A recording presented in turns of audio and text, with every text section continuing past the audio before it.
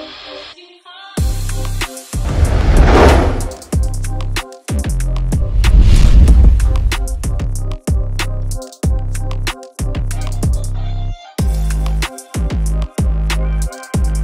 apa kabar semuanya, kembali dalam Motorizer. Langsung aja di video kali ini saya mau ngebahas satu handphone baru dari Oppo, yaitu ini dia, Oppo Reno 8 Pro 5G. Seri Pro untuk Reno di Indonesia itu sebenarnya sempat absen pas seri Reno 7 yang lalu. Terakhir dia ada di Reno 6 Pro 5G tahun 2021. Saya pernah review yang mana itu adalah handphone yang menurut saya bagus, tapi dia nggak terlalu populer. Nah, tahun ini lewat Reno 8, yang Pro itu muncul lagi nih dengan pembaruan yang kelihatan sangat baik, serta menurut saya layak banget dipertimbangkan.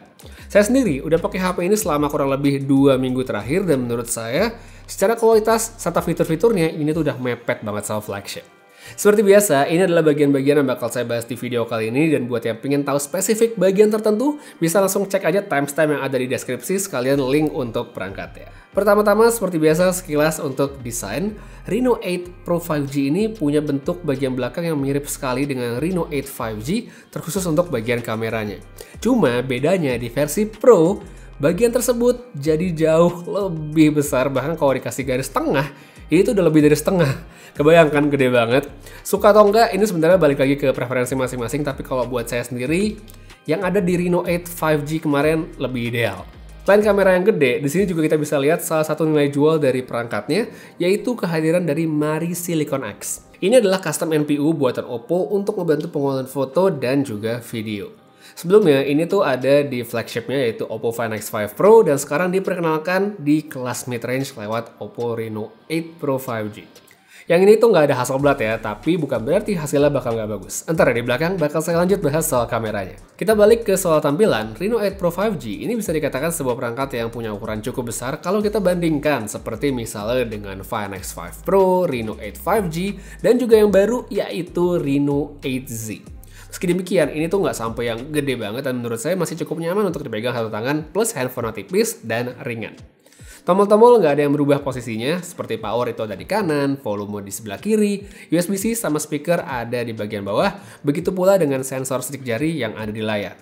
Sederhananya, kalau soal desain bisa dikatakan ini adalah Reno 8 series dengan ukuran yang paling gede aja. Dengan ukuran perangkat yang lebih besar, bagian yang udah pasti juga ikutan gede itu adalah layarnya. Di sini, Oppo pakai panel AMOLED 6,7 inci, fitur lengkap mulai dari refresh rate 120 Hz, udah support HDR untuk aplikasi streaming kayak Netflix, serta dia punya tingkat kecerahan yang bisa sampai 950 nits. Speakernya yang di versi ini juga ada stereo loh, jadi untuk experience multimedia bakal lebih oke. Jadi nggak cuma enak buat nonton atau main game, tapi dari segi kualitas visualnya ini juga oke untuk pemakaian karena dia smooth, serta punya visibilitas yang sangat baik di luar ruangan sekalipun matahari lagi terik. Selain dari segi specs, estetika juga digarap dengan sangat baik loh sama Oppo di handphone ini, karena bisa dilihat sendiri, bagian dagunya itu tipis banget serta simetris. Jadi ini tuh kayak idaman buat mereka yang selama ini pingin banget punya handphone yang tampil cantik, dan sekarang dikasih sama Oppo. Jadi walaupun bagian belakangnya saya nggak terlalu suka dengan bentuk kameranya, tapi kalau di depan nggak bisa dibohongin, ini tuh menurut saya cakep banget. Tren bagus dari handphone ini juga berlanjut lagi. Kita lihat ke bagian hardware sama specs-nya. Chipset di sini dipercayakan pada MediaTek 8100 Max, terus dia punya RAM 12GB ya. Ini RAM-nya 12GB, tambahan virtualnya juga bisa sampai 7GB, jadi total 19GB. Kapasitas penyimpanannya 256 tanpa micro SD, dan dia punya baterai 4500 mAh dengan charging 80W Super VOOC.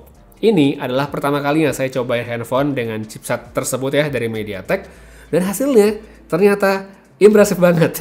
Secara angka Antutu dia cakep ya, dapat angka 700.000 plus itu gampang. Performa pemakaiannya bagus, dan dia nggak ada nge-lag yang nggak penting, serta pemakaian sehari-hari itu menurut saya lancar, baik dari scroll sampai multitasking nggak ada masalah.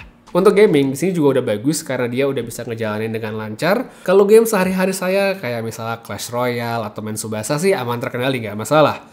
Saya tes di Mobile Legends juga pastinya oke, main Apex juga nggak masalah dengan setting yang cukup tinggi, serta tentu nggak ketinggalan soal Genshin Impact highest 60 fps. Sekalipun emang ya nggak semua orang beli handphone untuk main game-game kayak tadi, tapi paling nggak tes tersebut udah cukup menunjukkan bahwa handphonenya punya tenaga yang cukup banget untuk kita pakai sehari-hari. Bagian baterai juga menjadi poin lain yang sempat bikin saya amazed banget sama handphone ini, karena kapasitasnya tuh nggak sampai 5000 mAh, tapi dia bisa dapetin screen on time yang panjang dan awet dipakai seharian, bahkan bisa lebih.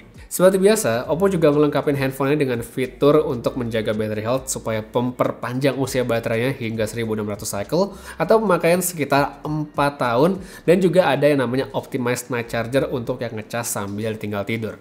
Cuma untuk fitur yang terakhir ini, kalau menurut saya kayaknya nggak terlalu kepake ya, karena handphone sendiri ngecasnya udah cepet banget.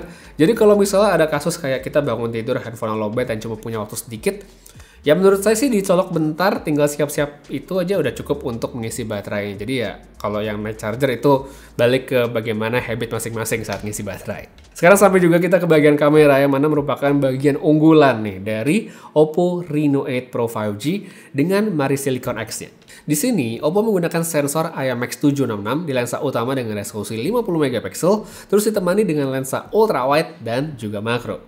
Habis itu, kita pindah ke bagian depan, Oppo juga memasang sensor yang bagus, yaitu IMX709 dengan resolusi 32 megapiksel. Sebelum kita lanjut ngebahas soal kualitas dari kameranya, mungkin sampai sini masih ada yang belum ngeh apa sih istimewanya pakai Mari Silicon X. Jadi gini, kalau biasanya pengolahan foto di handphone itu kan diserahkan pada chipset yang lagi dipakai, entah itu dia pakai MediaTek, Snapdragon atau apapun, ya pengolahannya dari chipset. Nah, sejak adanya Mari Silicon X, Oppo menggunakan chip buatan mereka tersebut untuk ngebantu proses foto, jadi dia nggak pakai yang standar dari chipsetnya. Ada dua fitur yang dikedepankan oleh Oppo di chipsetnya yang baru ini, yaitu pengolahan buat video malam dan juga HDR seperti ini.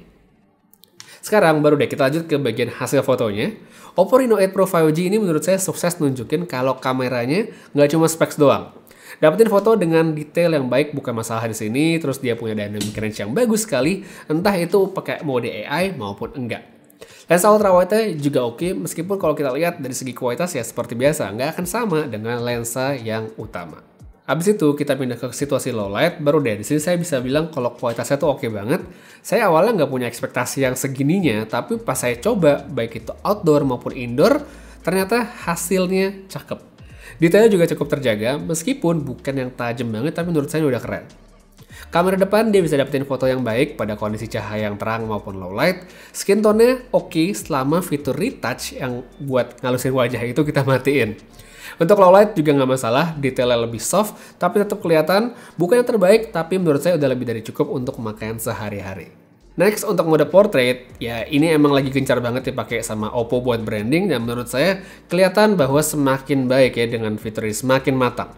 Separasi antar subjek dan background itu makin rapi serta halus. Kalaupun ada miss ya itu terjadinya jarang banget, tapi menurut saya hasilnya udah mantep, termasuk untuk bokeh flare portrait yang digunakan pada malam hari.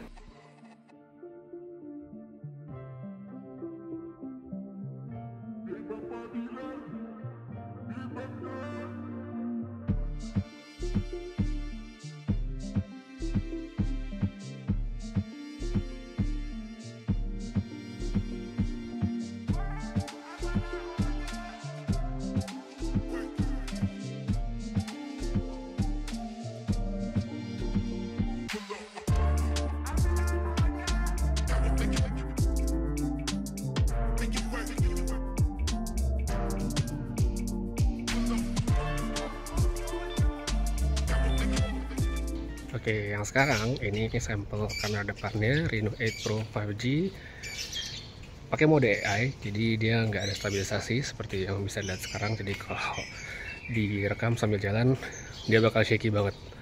Ini dengan AI-nya dinyalain, jadi nggak bisa pakai stabilisasi.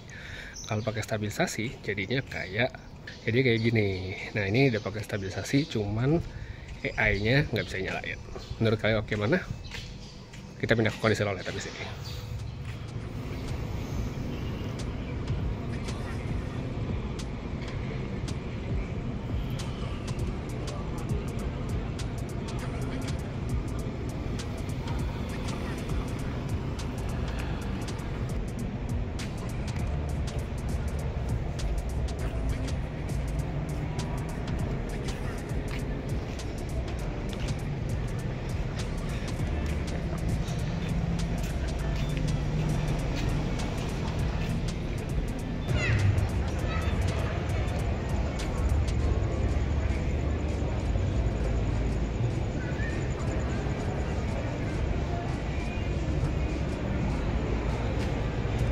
Sebelum lanjut ke bagian kesimpulan, sedikit nih saya ingin ngasih tunjuk tentang handphone Oppo juga yang baru yang tadi sempat nongol di dalam video, yaitu ada Oppo Reno 8Z dan juga tvOS Oppo Enco R2 Pro. Desain back cover dari handphone itu sedikit beda dengan Oppo Reno 8 5G dan juga Oppo Reno 8 Pro 5G karena dia nggak ada tonjolan kamera, tapi diganti dengan perbedaan finishing pada back cover seperti yang bisa dilihat sekarang. Speksnya dia pakai layar OLED 6,4 inci, Snapdragon 695, RAM 8GB, serta baterai 4500 mAh. Kameranya 64 megapiksel di bagian belakang dan ada 16 megapiksel di depan. Habis itu, untuk Enco R2 Pro, ini adalah tvOS terbaru dari Oppo dengan Active Noise Cancelling dan juga Transparency Mode. tvOS-nya kecil dan juga ringan, plus dia punya fitting yang menurut saya nyaman di kuping. Habis itu, dia punya driver yang besar untuk kualitas audio yang lebih baik, serta didukung baterai yang diklaim bisa tahan sampai 28 jam. Untuk sekarang, saya belum nge-review nih, tapi kalau kamu pengen lihat, kasih tahu saya lewat kolom komentar di bawah. Overall, sekali lagi, versi Pro dari Oppo Reno 8 series ini sukses menghadirkan handphone yang ngechecklist hal-hal penting dan esensial. Specs dan performa chipsetnya itu bagus, RAM serta penyimpanan besar, baterai awet, dan dia bisa ngecas cepat, serta punya kamera dengan fitur flagship yang minus sama Hasselblad doang. Kombinasi ini sebenarnya bisa dengan gampang bikin HP ini jadi recommended banget. Cuma, sama nih seperti versi Pro yang lalu, HP ini punya harga yang cukup tinggi yang kemungkinan besar akan jadi pertimbangan untuk banyak orang, dan ini adalah pertimbangan yang sangat krusial. Layak dibeli, kalau menurut saya layak banget kalau satu, ya ada syaratnya nih. Yang pertama, emang suka sama handphonenya Oppo. Yang kedua, pingin nyobain fitur-fitur flagship yang harganya lebih murah ya kalau kita bandingkan dengan beli Oppo Find X5 Pro. Serta yang terakhir, tentunya tidak keberatan dengan harga yang dikasih untuk handphonenya. Kalau semua terpenuhi, menurut saya worth it dibeli. Saya yakin yang keberatan nggak sedikit ya, tapi yang minat juga pasti yang ada. Jadi buat yang tertarik untuk membeli Oppo Reno 8 Pro 5G, handphonenya udah bisa di pre-order lewat toko resminya Oppo, baik itu online maupun offline di seluruh Indonesia. Jadi seperti biasa, linknya saya taruh pada kolom deskripsi di bawah. Untuk sekarang, case kita aja dulu review tentang Oppo Reno 8 Pro 5G. Makasih banyak nonton sampai habis. Putri saya pamit, sampai ketemu lagi di video berikutnya. Dan seperti biasa, have a nice day.